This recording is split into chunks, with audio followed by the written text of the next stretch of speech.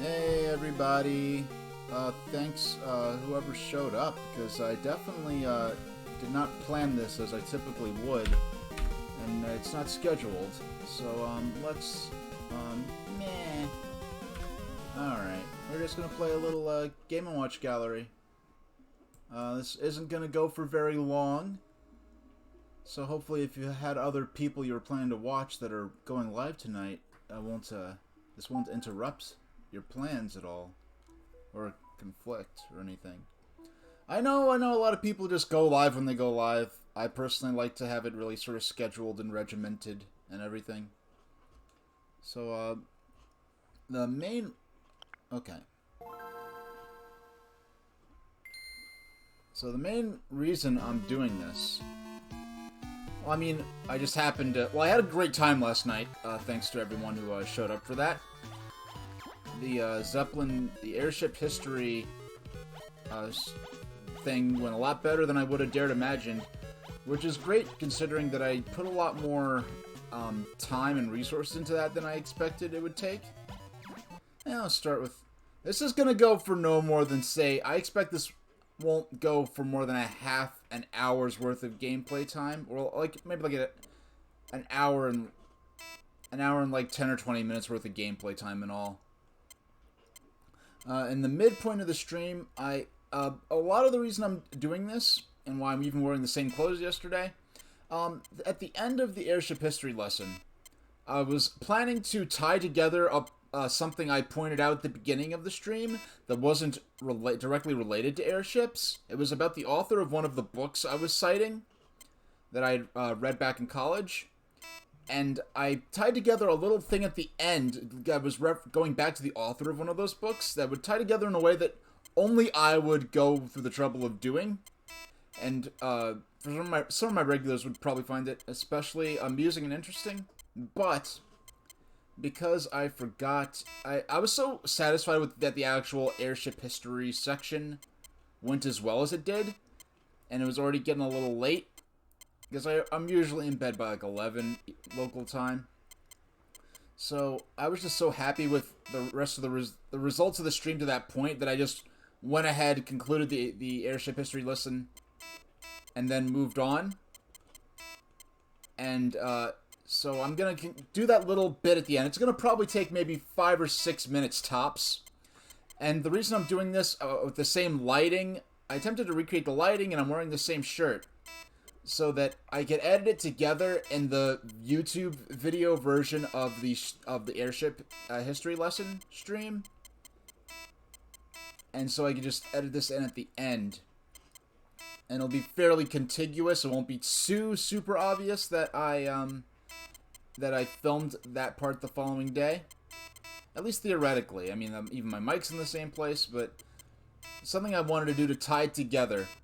That's, like, the only thing that went wrong yesterday was, at one point I had a part where I made a slide that I intended to use that had a close-up of the engines of the USS Los Angeles and the USS Macon.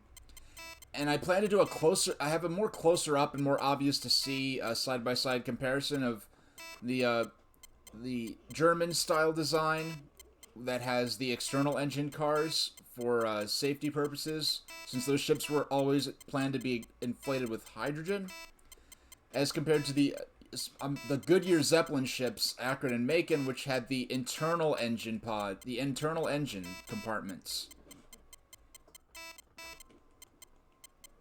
But in the meantime, why don't I mean, I could have just filmed that off stream, right? I could have just turned on OBS and just filmed that without broadcasting it. But I'm like,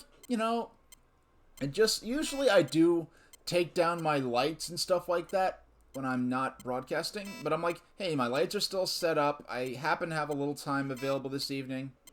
So this is going to be no more than an hour and a half max, I'd say. No more than 2 hours.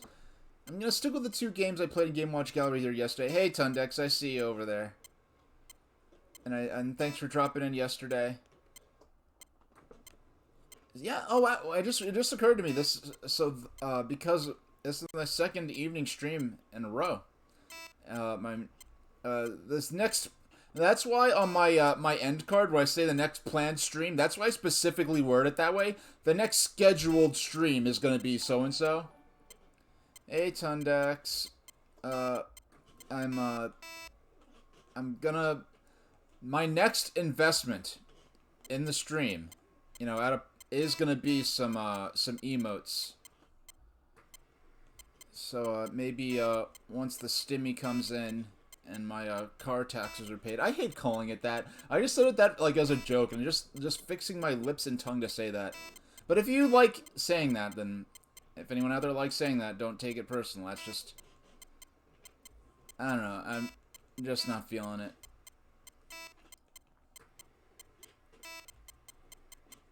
I know you don't do this for emotes, but I want to see some doorworms in my chat, okay? I want to see some doorworms in chat, and I'm very anxious to have that be a thing. More so than any other enhancement to my stream, in terms of what I have available and my setup and everything. Stimmy Turner needs to hurry up. Alright, Stimmy Turner actually legitimizes the term Stimmy, I believe, more so than anything else I've seen already.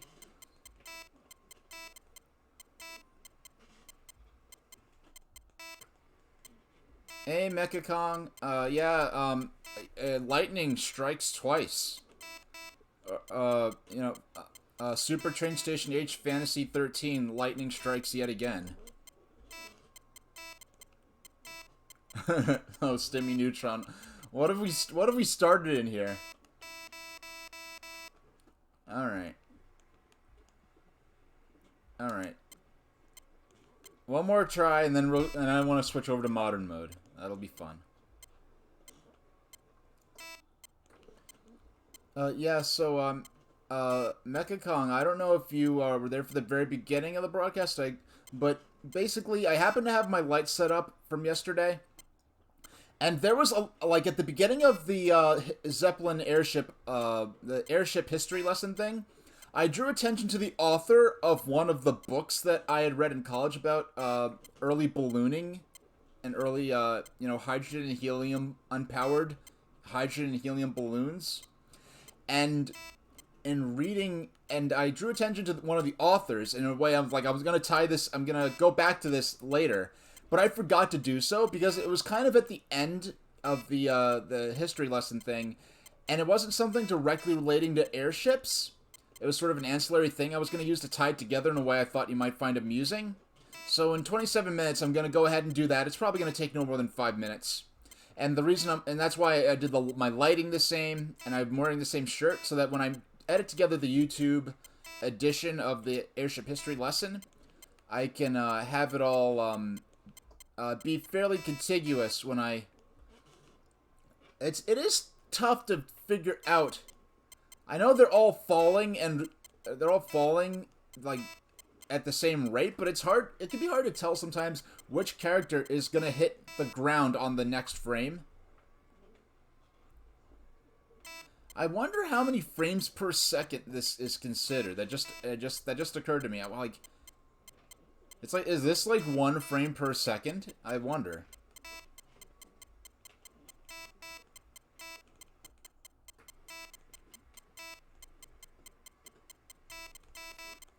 Okay, we got it. Alright, I'm getting a feel for this. I mean, theoretically, the limited animation frames could very well mean that this is actually possibly slightly easier than the modern version of this. 0.5 frames, possibly. Whatever it is, it's definitely more frames than Virtual Highlight. At least that's how it feels. 59, I didn't even beat my score from last time. Wait a sec, it just occurred to me. So the people jumping out of the burning building, we're bouncing them on the trampoline into the waiting ambulance. But the people that we miss, and that just hit the ground and have no soft landing, they just walk off like disgruntled, like, these darn medical workers failing to rescue me. I'm gonna go go to Applebee's and get some mozzarella sticks.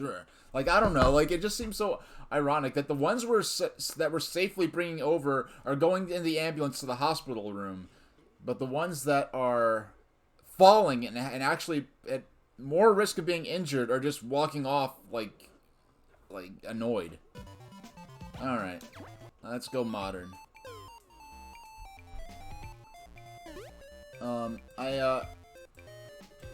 Now that I have some actual music to listen to, I find I have to turn my personal volume up a little bit. But I know I've skewed the volume, starting from yesterday's stream, I've started skewing the volume in general of my microphone and of the game and of my, any media I'm watching. I've skewed it a lot louder, so that my PC audio has to be a lot lower. Because think about my computer that I stream off of, the volume is just skewed really loud. I know I do check all my different volume levels on whatever program I'm using, and then the operating system and everything, but something about it just makes it really loud. So I realized I was seriously overcompensating with my stream volume stuff, where it would be in my game and my microphone would be balanced properly. But then when I was, like, listening to a VOD on another, on mobile, it's not so bad. When I was listening to my volume on two other computers I have access to, I was like, wow, this is really, really low. I have to crank up the volume all the way, and I can just barely really hear it all right. So I'm just screwing. Hey, Serial Walrus. Yeah, this might be... Yeah, I know I touched on this yesterday. If anyone didn't see this, I'll pull this up real quick. And, Versus Pinball does have me kind of trained not to pause during gameplay. But we could pull this up. Yeah, if you check this out. Yeah, I believe this might be possibly one of the last modern depictions of the original design of Donkey Kong, as well as Donkey Kong Jr., as you see on the box right here. So that's interesting. Let's pretend that the Baby Kong is Mecha. I didn't let him let him die. I don't let him die. All right.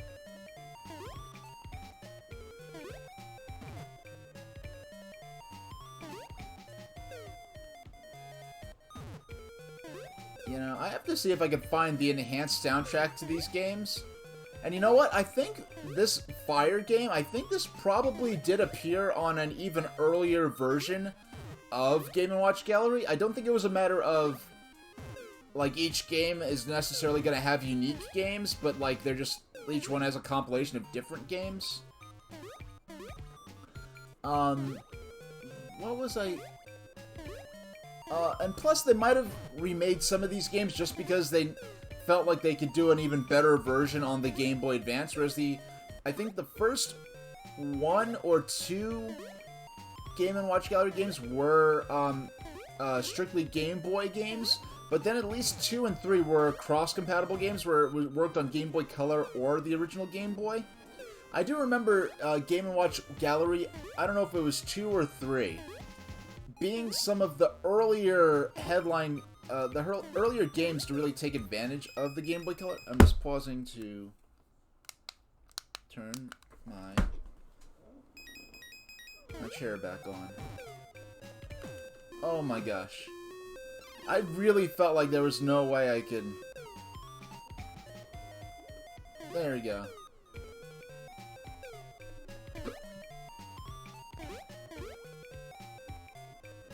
Hey, we got a lot of points. Okay, let's keep it moving. 72, 73, 74, 75, 76. I do notice that each bounce off the trampoline is a point, not each character rescued is a point. So that's interesting. Oh no! Alright, that's 3. I know, like, Donkey Kong Jr. is, like... this game does have Donkey Kong Jr. in it, because this game does have Donkey Kong 2, the Game & Watch version of Donkey Kong... Not Donkey Kong 2. I mean Donkey Kong Jr. So Donkey Kong Jr. is in this game. But that baby Donkey Kong is a depiction of a baby version of Donkey Kong a thing that exists in any other um games. I mean, there's the Baby Donkey Kong and Yoshi's Island DS, but frankly, I just found the different babies and all their gimmick powers. I just found it like that it really didn't add much to me. And another thing about Yoshi's Island DS, I believe I have it on the Wii U. Or maybe it didn't even come out on Wii U, but when I had it at the time on my DS Lite, Yoshi's Island DS, and I did end up selling that game actually. But I do feel like the levels in Yoshi's Island DS were way too long, and and the soundtrack was good. It's a very good soundtrack, but I just wasn't feeling it. I know part of me might have just been a reactionary sorehead because the soundtrack in Yoshi's Island on Super Nintendo was just so hype that... Baby Kong? What about when I say Baby Donkey Kong or Baby Kong? Like, what is it about when I say it? It's just, like, the sweetest thing, or what? Alright.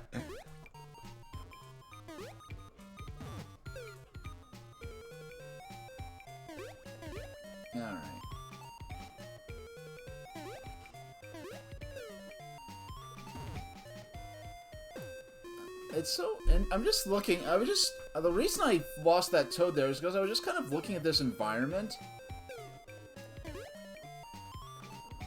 Is this gonna be, like... It's pleasing to the ears. That's interesting. Alright. Yeah. So was there any... I guess that makes me wonder, like, is... me, you know, like, sometimes, like, I think, you know, oh, if I could fly, or, you know, there's just this hypothetical things to think about, oh, if I could fly, or, oh, if I had superpowers, I wish I could shapeshift, or, oh, I wish I could be invisible, or something. I really sometimes wish that, or would daydream about how cool it would be if I could have, or could perfectly impersonate the voice of Sterling Holloway. And specifically Sterling Holloway's performance as, well, either his narrator voice that he used for, like, Susie the Little Blue Coupe, or for Ben and Me, or for, which is basically kind of the same voice that he uses for Kaa from the Jungle Book, but just kind of, well, Kaa is just basically kind of an evil version of his, narrator voice. Or I wish I could be a Vaporeon. Yeah, there's that too. Oh, the artist who does did I show you that? Yeah, I did. You asked, yeah, I did. That's how you found out about that, because somehow it came up and I sent you, like, the cropped version that's supposed to look like a Polaroid. I never showed you, like, the full, digital painting, did I? We're about to break the 100... I mean, with no remaining, only one remaining miss, but... So we can't afford to miss anymore. But we broke the 100-point barrier, and what's our... Oh, wow, we need... 170 is our high score. So we're gonna need to get close to 200.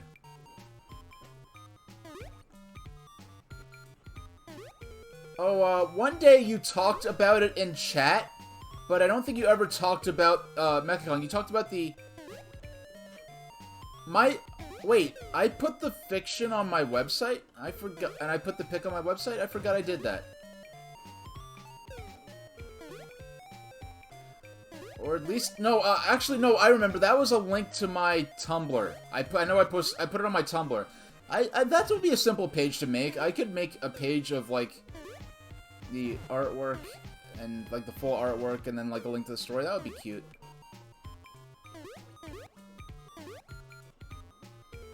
You know, but,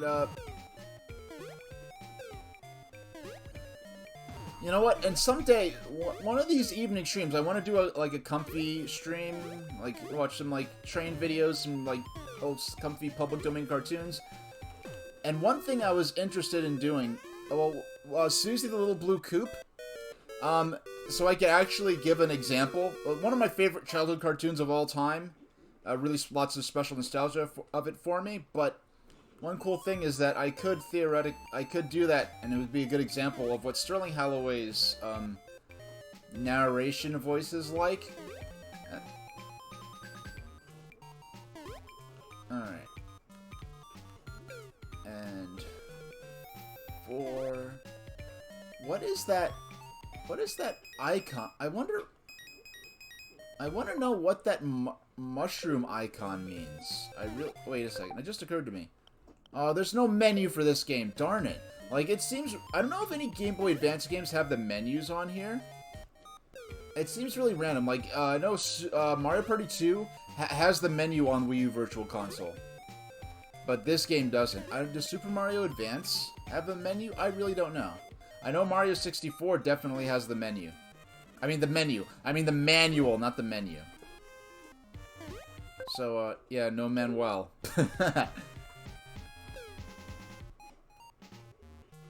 Alright. So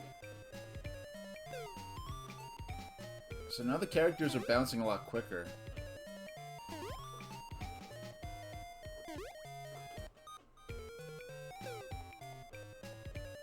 And yay! Oh, I see. You get a ton of bonus points for bouncing the moon. Oh, and of course I go and flub it right away.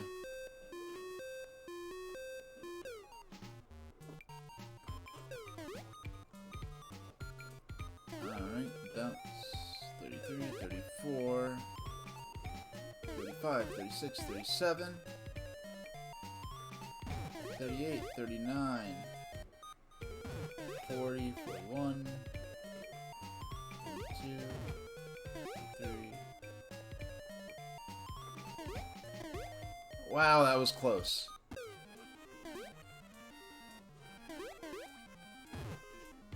It just occurred to me that these are baby toads, I guess. Or are they supposed to be? Because the Yoshis look like baby Yoshis.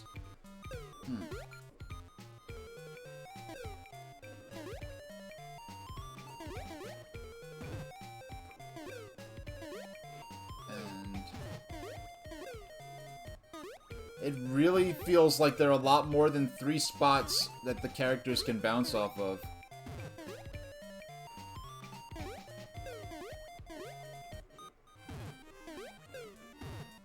Oh, I just moved too quickly there. Oh, a mushroom is an indication of the difficulty level. Interesting. Well, you get nice and clean, and enjoy your shower. Cereal-wise.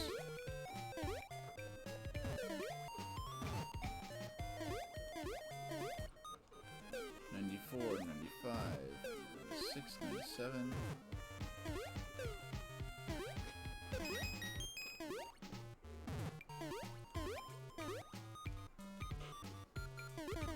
That was the closest to, I think, 2 characters ever bounced on the same trampoline.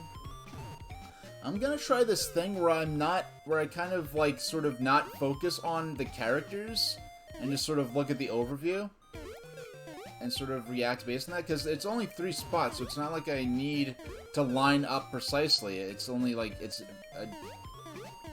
kind of digital in it, such as it were.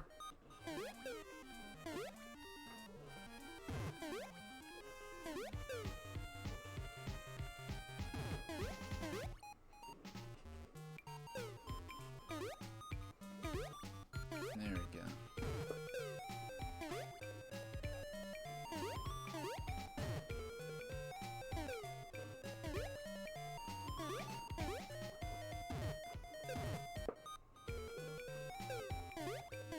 You know what's... I just considered something. Why didn't Nintendo do something like a compilation like this on mobile? Why, I mean, I guess the same reason they didn't do a WarioWare game on mobile. It just made too much sense. I mean, why do something like a WarioWare, touchscreen WarioWare game and a game that's uniquely suited to just doing touchscreen. You just put the 3 gallery games and Pokemon Pinball into your EverDrive? Oh, you have a Game Boy EverDrive?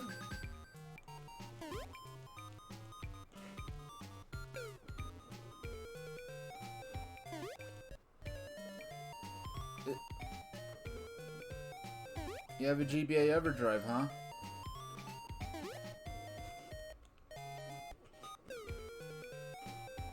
I would consider maybe getting an, like, I don't know why. I know this is maybe a little silly, but I would feel like I'd rather get, like, some kind of, HDMI, some kind of HDMI NES, console, like, NES alternative, and an EverDrive rather than, like, used PC emulation. Oh, you have one for Game Boy and Game Boy Color, not for GBA. Okay.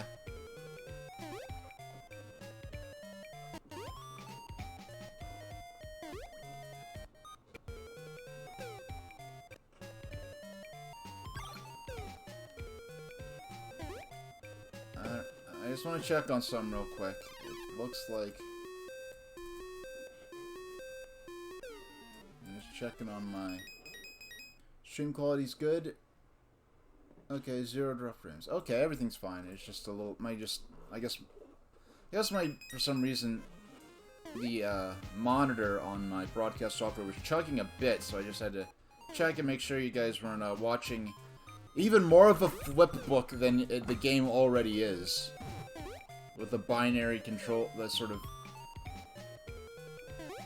Mario and Luigi just sort of vanishing and appearing in that animation. Yeah, I've never had an EverDrive before. I mean, I've considered one for NES for many years, mainly just so I could play Earthbound Zero, or Earthbound Beginnings as it's now formally known, on an actual NES on my CRT.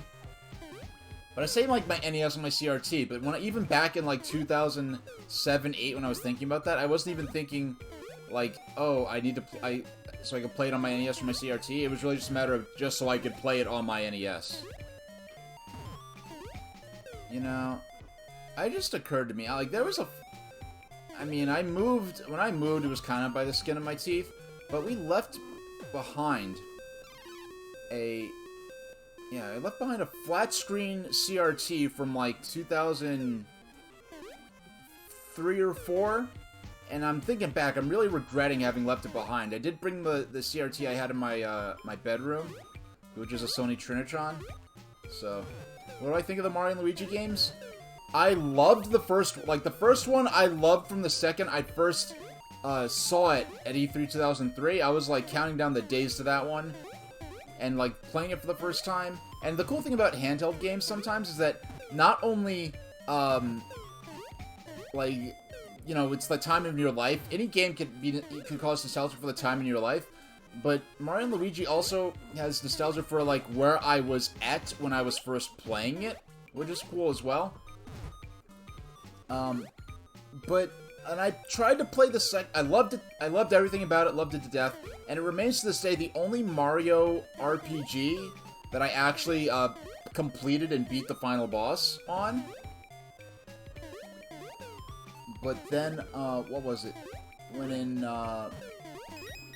for the I played the second one, Partners in Time, which looked like, I mean, everything they did about like, okay, so we controlled Mario and Luigi with A and B, so we have so let's add 2 new characters for X and Y. It was like a and having how they did the dual screen stuff in the overworld, like, it was fantastic use of the dual screens and the, you know, the 2 extra face buttons. I liked it, but it's something about Mario and Luigi, Partners in Time just did not grab me. I did not quite like, I don't know, it's really something, the main thing, this is gonna sound kind of silly, but it's kind of similar to some stuff Pete says sometimes. The battle music did not grab me. Like, the battle music for Superstar Saga, like, I could, like, jam to that all day. I love that track, the battle theme from Superstar Saga. The battle theme for Partners in Time, when I realized that, okay, this is just gonna be the regular battle theme, I just wasn't quite feeling it. And I'm weirdly, like, stubborn sometimes about changes in games. And something about... And this is, ironically, probably one of the strengths of the series in general, is that each game in the franchise had some kind of major gimmick to it. And I know gimmick often has negative connotations, but I don't mean that in a negative connotation. I mean in an objective connotation. It, like, has some kind of twist on the basic concept of how you play. And each one of those that came to follow was unappealing to me in some way. Well, Dream Team, I really didn't find anything unappealing about it. I just was kind of... I had enough other games to play, so it wasn't Dream Team was just never a priority. But I know for, like, Bowser's Inside Story, I have this thing where I just don't like... And I didn't even really check to see how much of the game takes place with, like, Mario and Luigi, like, in Bowser's, like, stomach or whatever, but... I really just don't like games that have that, like, inside someone's, like, stomach aesthetic. Like Jabu Jabu's belly, which is really the first time I encountered this. Like, Jabu Jabu's belly in Zelda Ocarina of Time, I just did not like playing it. And it's not that I was grossed out by it, I just didn't like the way it looked. It was just very unappealing. And it would almost make more sense if it, like, oh, it made me queasy, or I found it, like, sort of gory, or... I found it gross. I just don't like the way it looks. And so I just didn't find it appealing to, like, to be in an environment like that for so long. I never actually beat Jabu Jabu's Belly myself. For both times I played Ocarina of Time to that point, I actually had a friend beat the level for me. I just was so uninterested in playing this through the stage. And plus, another thing about Jabu Jabu's Belly that annoys me is that I got stuck in, like, one of the earlier rooms. There's, like, a pit of the visual, like, vocabulary of the game would indicate that you're supposed to jump in what appears to be stomach acid and just swim across, and it's just a water obstacle that you just swim through. But the visual vocabulary of the game makes it seem as though it's, like, a hazard that will harm Link if he jumps in it. So I was stuck there for a while because I didn't realize the game intended me to just jump in and swim across. So I was kind of overthinking what the environment I was in. So I wasn't, for, like, in Dream Team, I really wasn't interested... No, I mean for Bowser's Inside Story. And I know the writing and the graphics and the music and the battles, I know they're all has the highest praise, but I just did not find it interesting. I just was not interested in playing a game where a significant portion of the game would be spent in environments of that type. And the thing is, the whole thing of carrying around Princess Ruta, I mean, I never actually played through the stage myself, so I can't say from experience, but the idea of doing that never bothered me that much, because they are similar dungeons to the whole, like, escort mission, carrying a character around with you, using them as an obstacle for solving puzzles and stuff like that. There are dungeons like that in Wind Waker, where it's pervasive throughout the entire dungeon. I did not mind it one bit.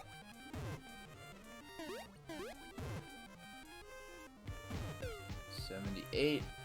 Can we get to 100 without dropping a single character? Okay. Wow, I did not plan to spend the entire half hour just playing Fire, but that's what ended up happening. 94, 95, 90. We got to 100 without a single miss, so... I'm gonna keep... No. When we run out of time... Because I can pause the game. I keep forgetting that... Frankly, Versus Pinball kind of trained me to, like, not pause the game, especially while I'm streaming. Not that I play video games much outside of streaming anyway, but... 13... 14, 15, 16, 17, 18... We gotta get to 170. Nice even number for our PB that we're trying to beat. 22, 23... There we go. It's interesting that you're planning a cozy stream, and I consider your style of stream to be cozy all the time. I guess cozy in terms of, like, um, just watching material that's not necessarily mine, where I might be playing something like this up in the corner, or something like a pinball up in the corner, but the main most of the screen will be taken up by like some old train videos or some public domain cartoons or something like that.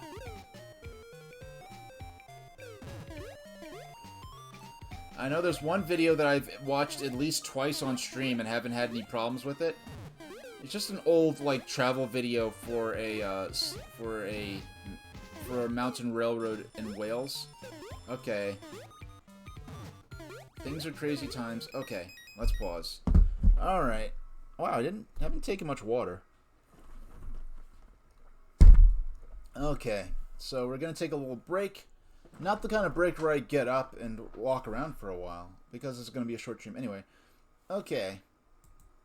So, yesterday, so before I was talking about these books I used to get from the library about airships and ballooning and lighter-than-air technology, and I pointed out at the beginning of this little lecture lesson thing that one of the books in particular, The Aeronauts by L.T.C. Rault, I took that book out from the library at my college. And I was like, oh, great, a book about ballooning. And I read it, and for some reason that name there did not, like, ring a bell. And it was only, like, in the last, about a month ago, when I was planning this, and I found, let me pull up that photo of all those books I read back in college. And I really think I was the only person to actually take out a lot of these books, frankly, but I look at this, I'm like, wait, L.T.C. Rault? Like, and I have to think for a second, I'm like, wait, I know that name. That's the same L.T.C. Rault of railway adventure fame.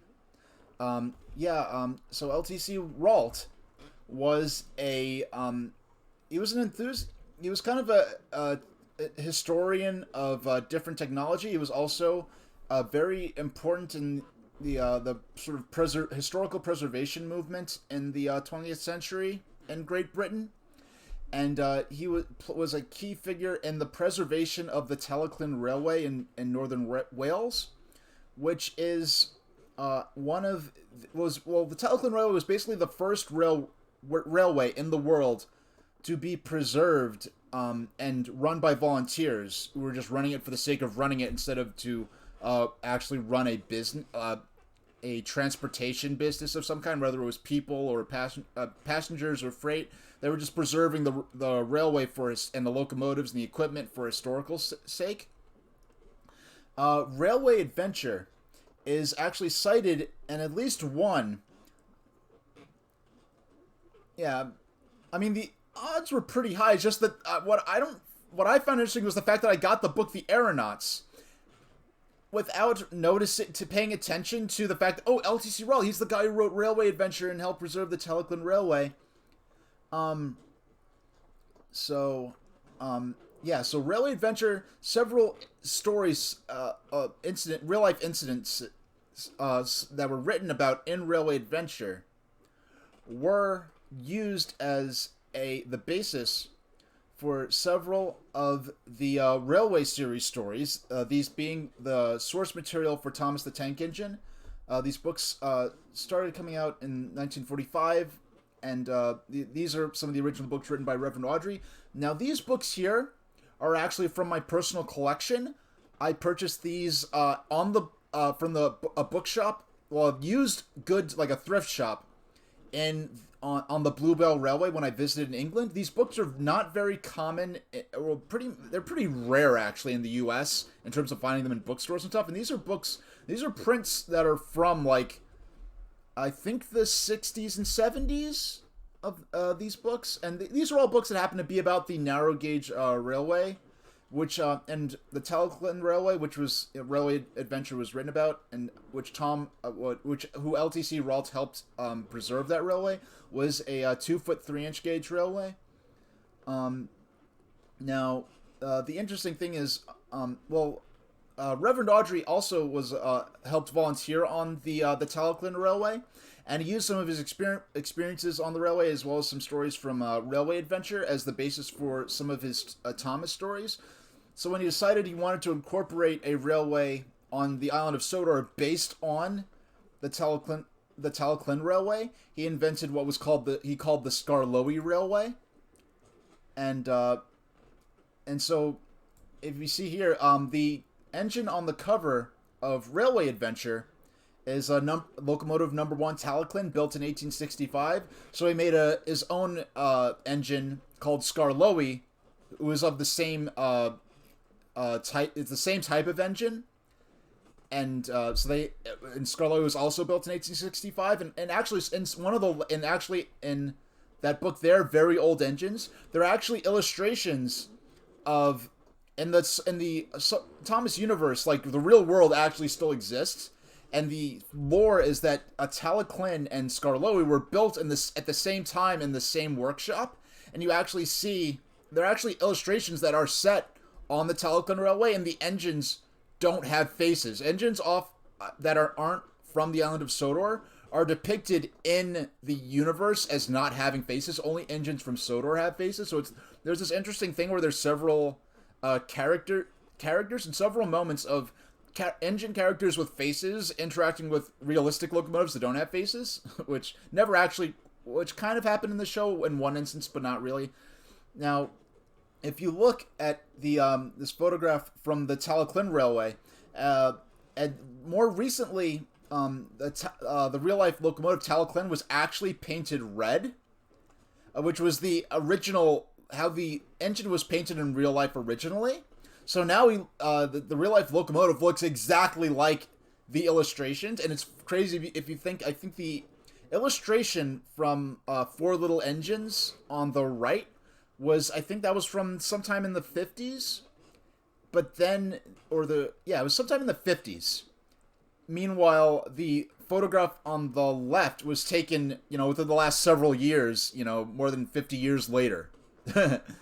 So the point of all that was each engine on the real-life Talclin Railway has a parallel on the Skarloey Railway in Sodor. So, and I'm gonna tie this back. I'm gonna tie this up in a second, but so here we've got the real-life locomotive on the Talclin Railway, Edward Thomas. It was based on a personality from the history of the Talclin Railway.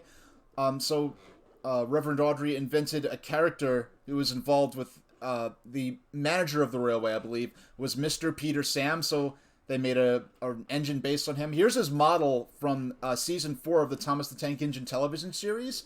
And what's interesting to note here is that the scale model for filming the live-action animation television series is actually dirtier and more weathered and worn than the real life engine. So I'm gonna tie this back into. So, like I said, every engine on the Talclin Railway has a fictional counterpart on the island of Sodor, and so locomotive number 7 on the Talclin Railway is Tom Ralt, who was named after LTC Ralt. And so, if there's an engine on the Talclin Railway that's named after a personality, there has to be an equivalent on the island of Sodor. So Tom Ralt and the engine named after him, their equivalent on the island of Sodor is a man named Ivo Hugh, and this is the engine named after him. So, yes, so that's how we got from the books I was looking at to... Yeah, the books I was looking at to learn more about rigid airships, and somehow it tied back to Thomas the Tank Engine. So somehow everything's... with me, it's always a certain number of degrees of separation to somehow get back to Thomas. And with that, we can... I know I somewhat low-key was ignoring chat because I am intending to I also turned off my alerts because I am planning to edit that together, so I don't want too many things in the video that are reliant entirely on having been there for the chat. So we could go on 12. Hold on. 12. Alright, let's set the timer for 18 minutes. No, actually, 16. So we'll be finishing up at just about 9:30. Like I said, this was destined to be a very short stream. We're going to finish this game off right here, because we're 67, 68, 60... Okay, we are now in high score territory. Yeah, all roads tracks lead to Thomas. Apparently so. Where is... Do I have... I just want to... I'm about to spam in chat a bit, excuse me. Well, actually, you're going to see the spam in chat well before I actually talk about it, so excuse me. So I was just testing something there, just making sure chat was appearing on screen. So we are now in PB territory.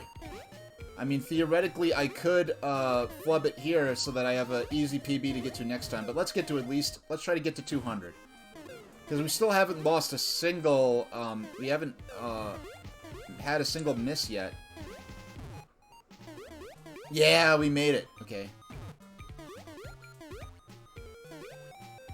And after this, I want to play some Mario Cement Factory. Or, in the modern version, Mario's, I guess, Cookie Factory? Or Mario's Confectionery Factory? Oh, wow, it's... Oh, Sky Hype! How about that? You know, this fire's been burning all day. I'd like the... I mean, it's a solid... I don't know how a solid stone building burns for an entire day. Or maybe it's just a... Maybe it's like Cinderella and Sleeping Beauty's castle at the Disney parks, where it's actually just a facade.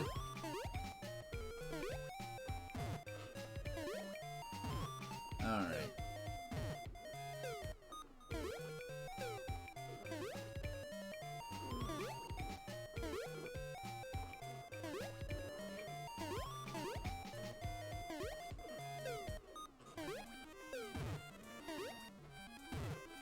Wow, I feel like I've gotten so much done in this stream, and I haven't even been on camera for an hour yet. Because I started my my hold screen 10 minutes before I went live. And according to my broadcast software, I've been live for 58 minutes. So I haven't even been on camera for an hour yet. Oh boy, we're tearing it up.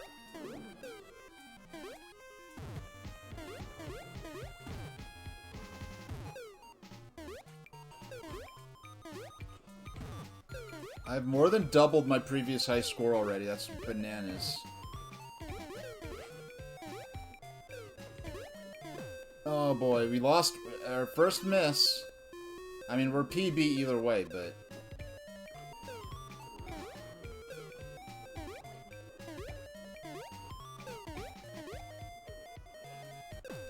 Man, it's hard to even judging, like, it's really hard now. And it's like, it's not the idea of being, I can catch them. It's easy to catch the characters as they're falling. What's difficult is judging which order I need to hit them in, pretty much. Or which order I need to catch them in, rather.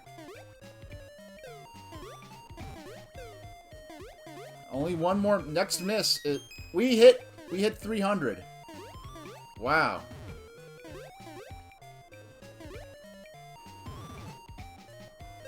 Come on, give me a Crescent Moon so I can get some bonus points in there. Every Game & Watch game is available on the Wii U. Wait, hold on.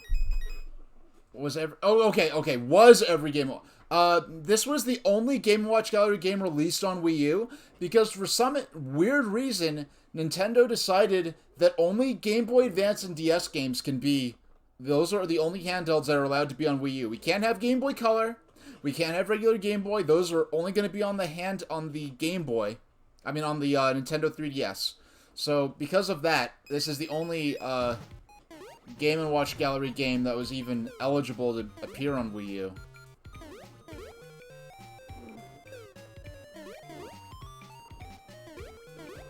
And frankly, I'm impressed we even got DS.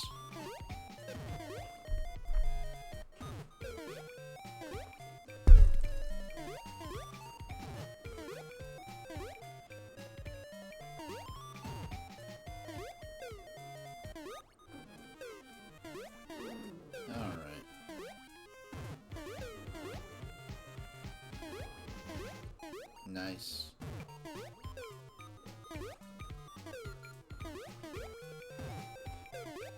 Alright. 350, wow. We're on the road to 400, but we can't miss a single... we can't... Wow, my thumb accidentally hit the A button. That made... And I didn't realize that would make Mario and Luigi move. I'm keeping my thumb off the face buttons now. It's funny, my thumb has been hovering over, like, resting on the face buttons this entire time, and I never hit it until just then.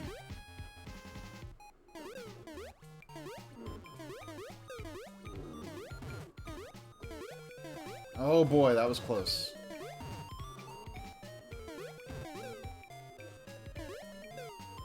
No! Okay, 386.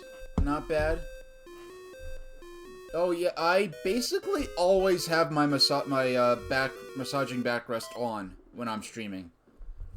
So, that was the DS library for Wii U. It was pretty decent. It was, I mean, more than I would have ever expected. I mean, frankly, the DS library on Wii U is the only reason I'm going to be able to stream Wii U without resorting to PC emulation so soon. Unfortunately, like, the Pokemon games were never up there. Like, Metroid Prime Pinball was never up there. Lots of games Nintendo could have just put on there. Never. Yeah, that was more than double my PB. So let's spend some time with Rain Shower. I don't even know what that is. I don't think I've ever even seen that Game & Watch game before. So I'm gonna play more Mario Cement Factory. Let's play once on Classic. This probably won't last long because this is a really brutal game. This is a good game, but it's a game where I really feel like they are flirting with the limitations of what can be displayed with these graphics. And the real hard part is that, okay, I know there are the arrows to indicate, okay, the right conveyor belt is always, the right elevators always move up, the left elevators always move down. That's fair enough. But just because of the nature of how the animations work, it makes it hard to like visually observe and it be especially visually obvious which side is moving in which direction. Like when I first, like the first time I played this in classic mode, and I honestly did not know what was going on at first.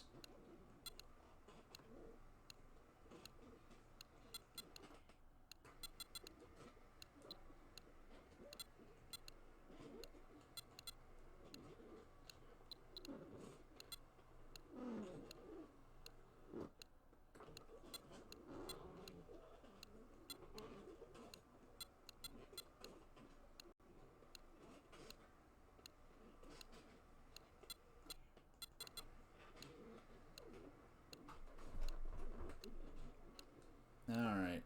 This is a little too slow, frankly. I don't know. Like, I look how long I've been playing, and I've only gotten 10 points. But frankly, I could barely comprehend this. I mean, I could barely... okay, look at... Yeah, it's... Looking at this, you can kind of tell what's going on, more so.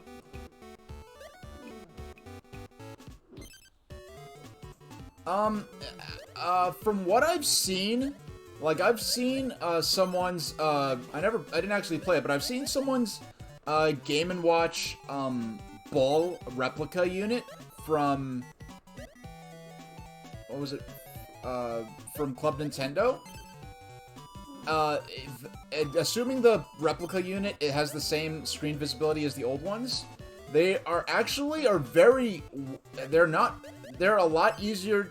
They're frankly, I guess the nature of the screen, the simpler nature of the graphics, it's a lot easier to play than like the original model GBA, which is the one I'm actually kind of trying to simulate with my layout here. It's funny because I'm more nostalgic for this now, but back at the time, I could not.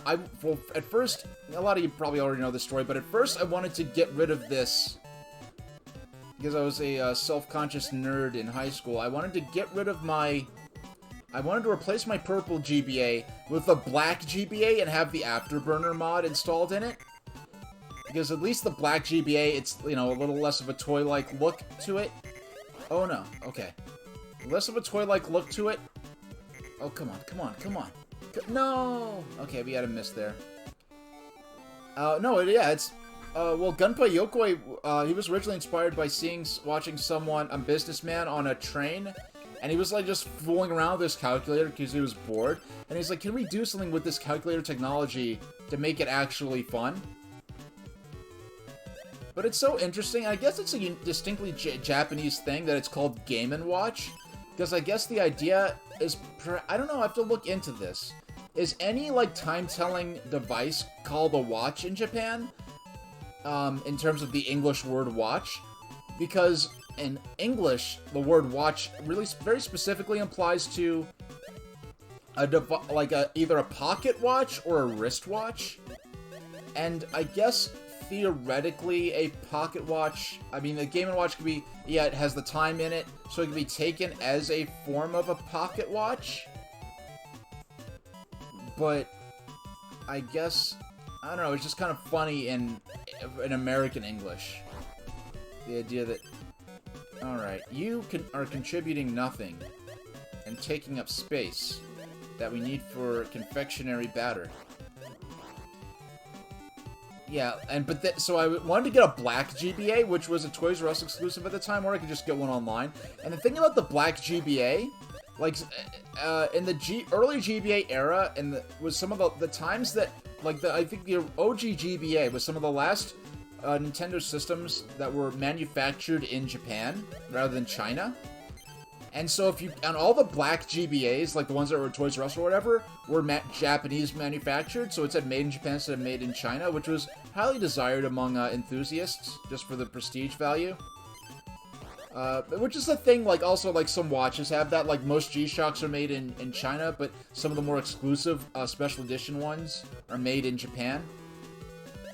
So, but then, like, right when I was about to get the purple, like, get a black OG GBA, which was a really cool looking system, I actually, that's when they announced the Game Boy Advance SP, and in Japan they announced a black model, so I pre-ordered the black one and had it imported from Japan as soon as I had a black Game Boy Advance SP before America even was aware that the Game Boy Advance SP was going to be a thing. And it's funny, because at the time I got the Game Boy Advance, soon after it launched. I got it, I think, the month it launched. And I actually specifically got the purple one, because it was kind of the, like, headline color, I guess you could say. Oh, please, please, please, please. No, because I missed that one elevator drop, I ended up, bombing that.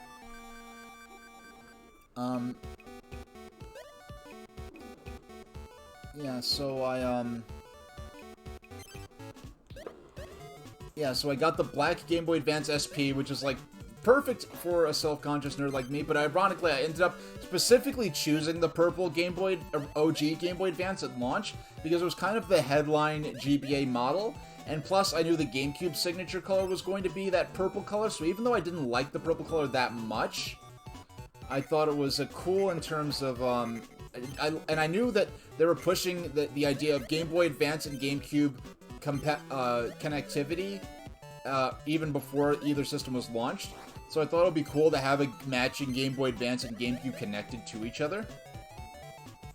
And I think the only colors where you can match your Game Boy Advance and the only colors where you can match your GBA and your GameCube were the black one, because there was a black GameCube and a black OG GBA, and the, actually, no, you could do that with the black GBA You can do that. The black and purple GBA and GameCube, the black and purple, well, no, the black and purple, no, the black GBA and black GameCube, the black Game Boy Advance SP and black GameCube, and then you can also do that with the platinum GBA and GameCube,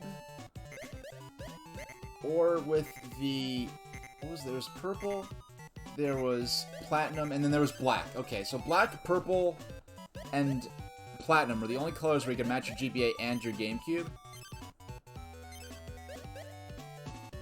Alright, we're about to fill up here, and I have less than a minute left. Let's see. We're in PB territory right now. And I am gonna cut it short, so let's see how close we can get.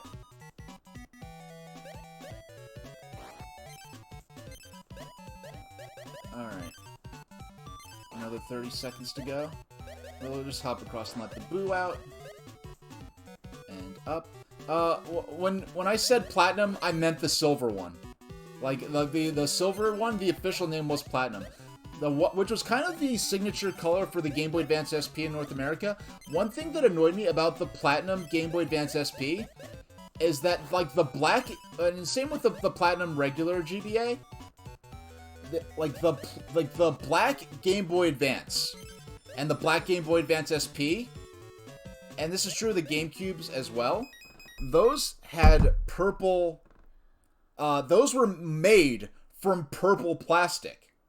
But the platinum systems were were unpainted plastic with silver paint put over it. So if you got your Game Boy, like your Game Boy Advance SP, I got friends who had the purple. I just don't know which card to switch to. So people who had the platinum Game Boy Advance SP and it got scratches on the hardware. It scratched through, and you had that ugly, like, unpainted, like, raw plastic color. Whereas on my purple Game Boy Advance, when I got my purple Game Boy Advance SP, when I got scratches on that, it didn't look as bad because it was still black plastic beneath it. So, that's it. Only a minute, an hour and 12 minutes, with a 10-minute hold screen at the beginning of the stream to let the stream fill up and let the alerts go out. Especially for this totally unscheduled and unplanned stream. That's announced to basically exactly an hour of gameplay and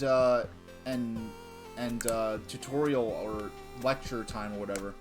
So we got basically an hour square show. Wasn't expecting to do this, so thanks for everyone who unexpectedly hopped in on me. I'll be back on Tuesday. I'll be back Tuesday at 12 p.m. Eastern Standard Time. That'll be the 16th, and I'll be playing the arcade versions of both Twin Bee and Fantasy Zone. And then the week after that, which I have not slotted out a spot for it yet, I'll be playing the home console versions of both of those games. So I'm going to send you off to What About Brunch, who's streaming right now. So thank you very much for watching.